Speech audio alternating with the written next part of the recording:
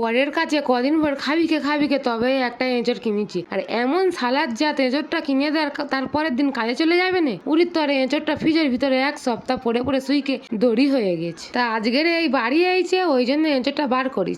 আবার কাটতে গেলে ঝামেলা শেষ নেই। থামো, প্রথমে একটু জলে হলুদ গুঁড়ো দিয়ে দিই, নয়তো আবার কেটে রাখলে কালো হয়ে যাবে। হেই দেখো, এদিকে আবার হাতে একটু সর্ষের তেল দিয়ে নিচ্ছি। কেন বলো তো, ওই পিদিতি কাঁঠালের আটা লাগলে আর ছাড়তে চাইবে না। বাবা গো, আমার দরকার নেই, আমি এই তেল মেয়েকে নিচ্ছি, বন্ডির গায়ে একটু তেল ঘষে দিই। দে চলো এবার এঁচড়টা কাটি। আমি ভেবেছি সুইকে দড়ি হয়ে গেছে, না গো, হেভি কচি ফুল মতো হয়ে আছে। এই দেখো, মরণের এমন বটে নিচ্ছি, সে পোঁজ মেরে তবে কাটতে হচ্ছে। তাই অতি কষ্টে কেটে কুটে নিচ্ছি। চলো এবার এটা একটু সিদ্ধ করবো। কিচ্ছু দুগুনি জলো, একটু নুন আর একটু হলুদ গুঁড়ো দিচ্ছি, দিয়ে ভালো করে একটু সিদ্ধ করে নেবো। নয়তো আবার এঁচড়ের কেনাটা ভটকানি গন্ধ ছাড়বে, দূর।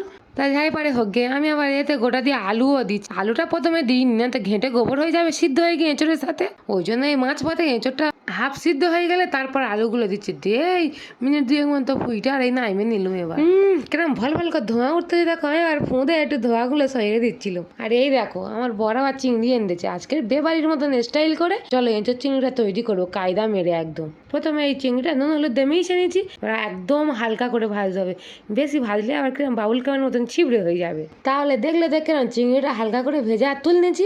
এবার এই চিংড়ি ভাজার তেলে আর একটুখানি তেল দিল, একটু বেশিক্ষণ না তেল দিলে ভালো স্বাদ লাগবে না গো। তারপর এবার ওই পেঁয়াজ কুচি দিয়ে দিয়েছি।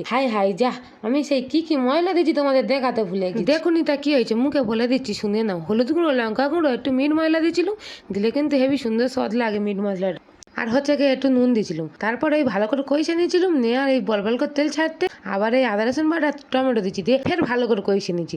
যত কষাবে তত স্বাদ। তারপরে এই তেল ছেড়ে দিতে এঁচড় আর আলুটা দিয়ে দিচ্ছি। আর হ্যাঁ, চিংড়িটাও কিন্তু দিয়ে দিয়েছিলাম, ফের সে আমি দেখাতে ভুলে গেছি। আর এইদিকে আমার ছাবালটা দেখ না, আমার হাড়ে নুন দিয়ে পুরো জেলে দিচ্ছে একদম। এখন আমি রান্না করতেছি, ওর কোলে নিতে হবে। বলে দেন, এইসব ঘ্যাঁচড়ামো আর মানা যায়। লাস্ট কচি চাল কাঁদতে কি করবো, ওই জন্য কোলে নিলাম একটু, নিয়ে আর লাস্টে একটা আম দিয়ে ভুইলে দিচ্ছি। ওই দেখো না, আমটা দিচ্ছি বলে কত ভালো আসতেছে। যা আগে চল যা এখান থেকে, রান্নাটা করে নি। আর এইদিকে শুধু কেরম কইসে নিচি দেখো এঁচড় চিংড়িটা, ওহ যা লাগতেছে না। চলো এবার একটু জল ঢেল দিতে, আর বকবক করে ফুটে নেবো। বেশি কিচ্ছু আর দেবো নি, এবার একটু গরম মশলা দেবো। হাই দেয় এর ভাব দেয়, সেই গরম মশলা দেওয়ার টাইম আবার ঝাপসা হয়ে গেছে। কেরম দেখাচ্ছে শুধু দেখো, পুরো মাংসের ঝোল ফের। আমার হাতের এঁচড় চিংড়িকে আমাদের হাঁড়ি খাকে চোখ মুখ ঠিকরে বাইরে বার হয়ে গেছে। আর একদম দেখ না, স্বাদ বুঝে ঠুকঠুক করে খাচ্ছে।